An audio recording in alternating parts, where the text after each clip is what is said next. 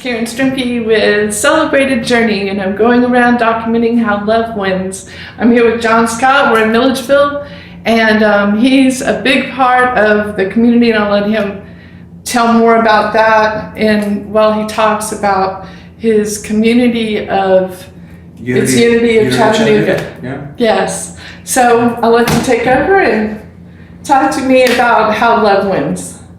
Oh, well, you know, to me, I think there's only one force in the world, and the rest is just an absence of the force. Yes. I think 1 John 4:8, from a Christian standpoint, which I grew up in the Christian church, charismatic, Pentecostal, that is, 1 John 4:8 says God is love. Yes. So I would use terminology now because God carries so much baggage. Yes. With different people. Yes. In different places, you know. I would use words like source, you know. Yes. Love is source. Yes. And source is love. And that's and if you're operating in love, you are essentially operating in the flow of source. So that's where I live from, and I love the idea that love wins. I think I even like going further than that to there's no contest. Right. That yes. When we stay in a contest environment, we have a tendency to need to protest. Yes. When we stay in cooperation, there's an ebb and flow of all that's supposed to be. Yes. And like Father Richard Rohr says, who's a wonderful teacher that I love so much, everything belongs. Yes. Even the stuff you don't like, right? It belongs. We call it bad because we don't like it. Right. But is it really bad? You know, I look at some of the things that have happened in my life that anybody would, attach the badge of bad onto it. But I realized that it was those things I maybe would have called bad in the past that helped me grow the most. Yes. So I look at it as fertilizer. Yes. People look at it as being cracked on. So good. It's true, though. It is. It's true. We have to grow from everything, and it's a contrast. Yes. It's what is your contrast to the amount of love that you're looking for? Well, you can find a big contrast. Yes. But it all, the flip side of it is there is love.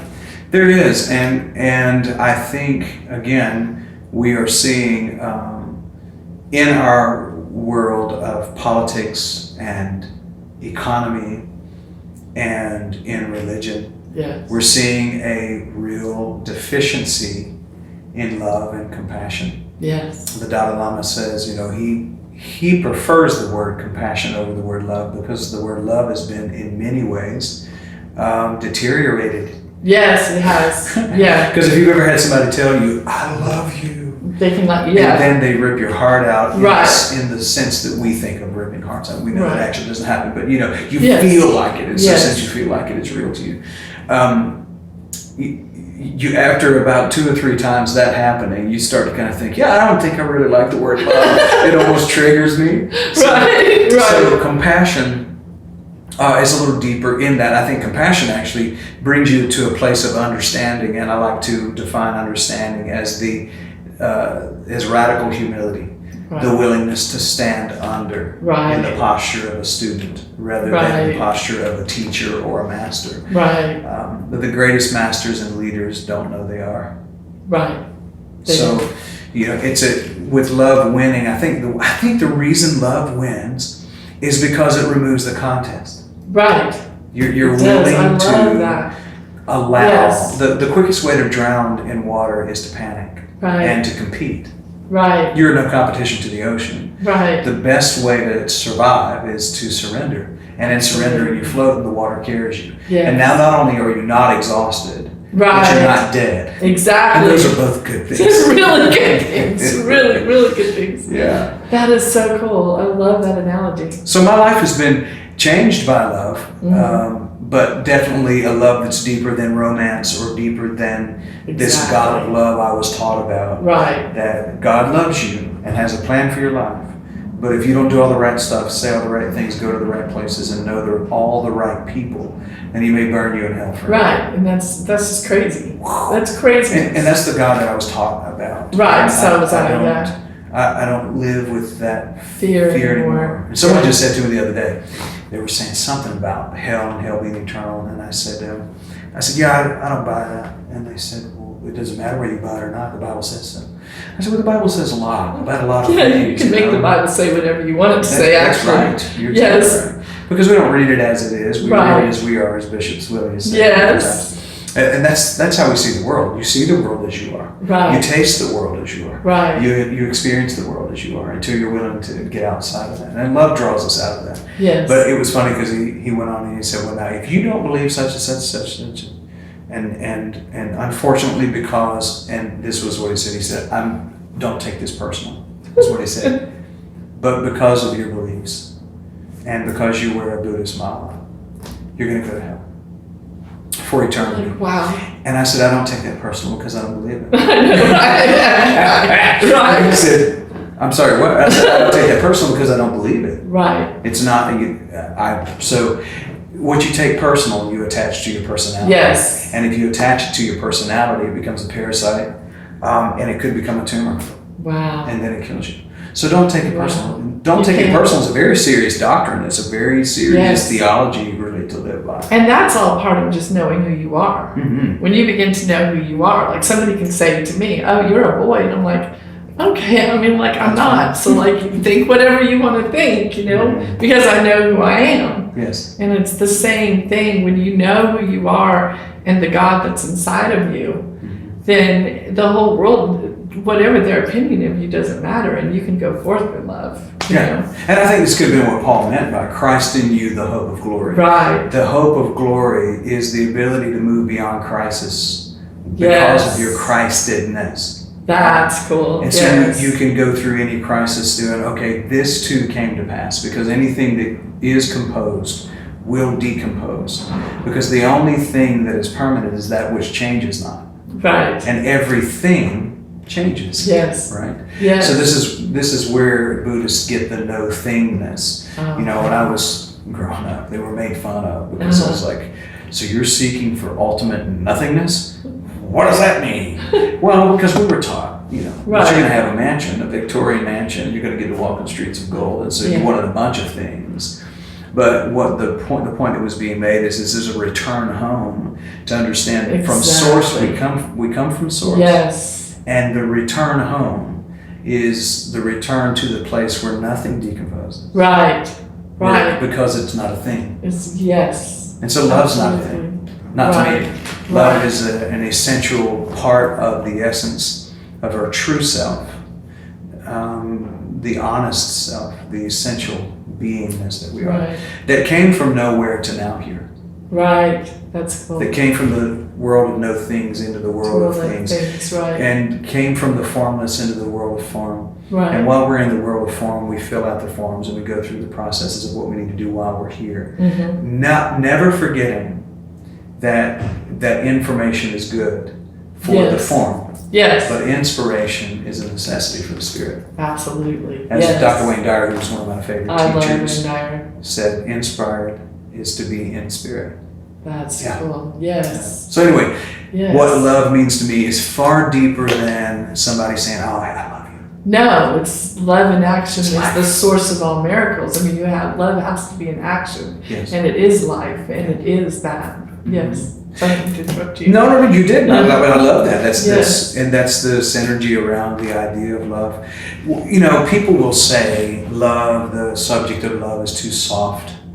You know, are you going to love the robber that breaks into your house with a gun and tries to harm your family? Yes. Are you saying you won't defend yourself? No, that's not what I'm saying. But what I'm saying is that if I had someone get into conflict with me to the point of violence, I would do what I could to not harm them. Right. And if I did have to harm them in the process, I wouldn't celebrate it. No. I would mourn over it. I would mourn over it. And that's the magic of living non-judgment, living love. Well, how can you just not judge everyone? Just don't. You just don't. You just don't. And for that robber, I'm not saying you probably need to go spend some time in jail because you need to, you know, I get that, but I can still love you there. That's correct. You know? Apparently you have some things to work through. Yes. And so The caterpillar only becomes a butterfly when it works through its issues Right. in a cocoon, and sometimes a cocoon has bars. Right.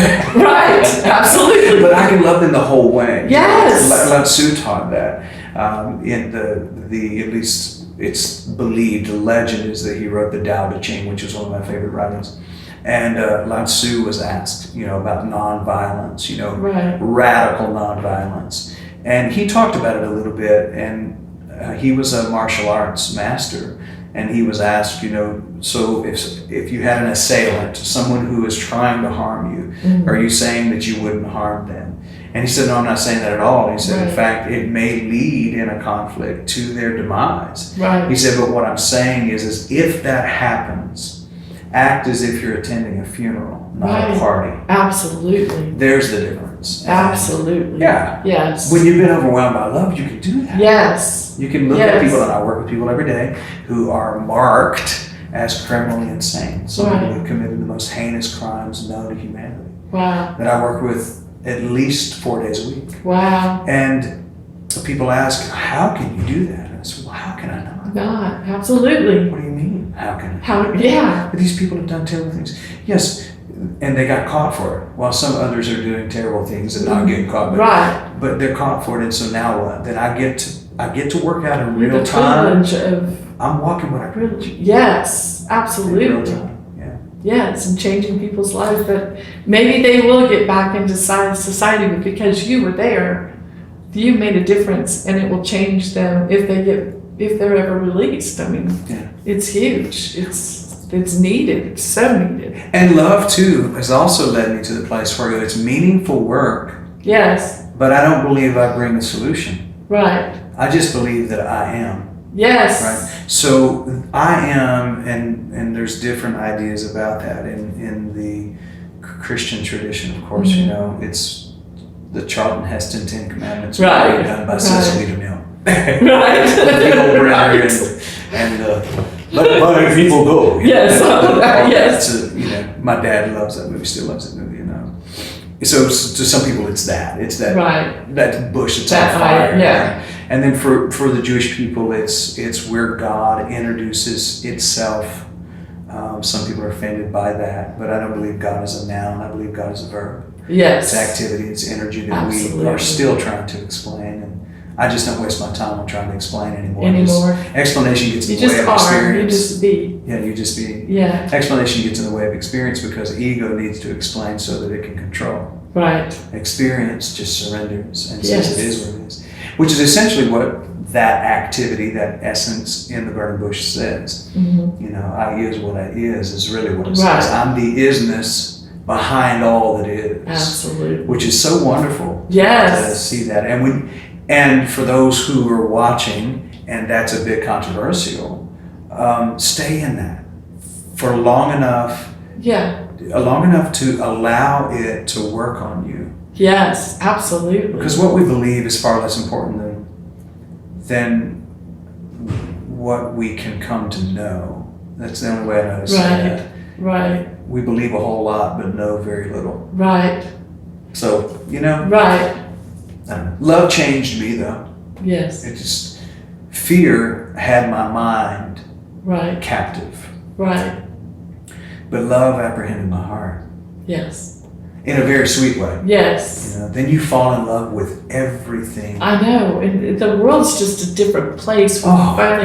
you find it's not like just driving down a road anymore, trying to get to the places, enjoying all the scenery and the clouds and the stuff, and then you walk into a person in the store and you've never met them before, but you have this intense love for them, and you don't know why, but you're like, hey, you want to go in front of me in the line? No problem.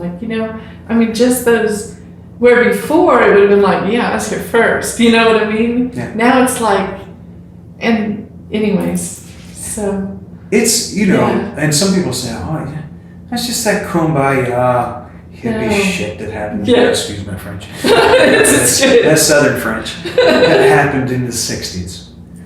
No. No. It's a real, when when you, for lack of better words, religious terminology I'll use here, and hopefully it doesn't trigger anyone, but It's sometimes okay. it triggers me sometimes. When you get baptized in love, Yes. when you get saturated with it, when it becomes your mantra is love, is love. When you do that, it shifts everything. Yes. The grass is greener. Yes. The sun is brighter.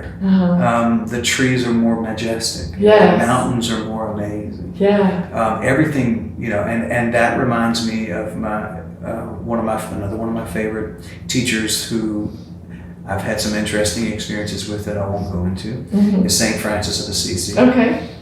Who was pictured, every time you saw him pictured, he's pictured with all these creatures, these animals. Bird perched on the shoulder and animals all around it because, Patanjali said that when you become steadfast in all things, creatures will no longer feel enmity with you. Yes. They'll feel peace in your presence. And there are people who have actually witnessed Deepak Chopra, for instance, meditating, and he would be in a meditation for 2 hours, and they've witnessed squirrels just walk up and hop on him, and birds perch on the shoulder, and they just, as if it's just, he's another right. It's part of it's a part of their. They can feel that frequency of peace and love, and it's very accepted. And that has happened to me actually 2 times in my life. One with a deer and one with a dolphin. We're reconnected for a good 30 seconds to a minute where we were eye to eye and we didn't move, and there was something going on between us. That's beautiful. And so, Thank you again for visiting my Celebrated Journey Love Always Wins videos, where love in action is the source of all miracles. Please subscribe to my YouTube channel and hit the bell button for notification on new videos. Love y'all. Be the change you want to see in the world. Bye-bye now.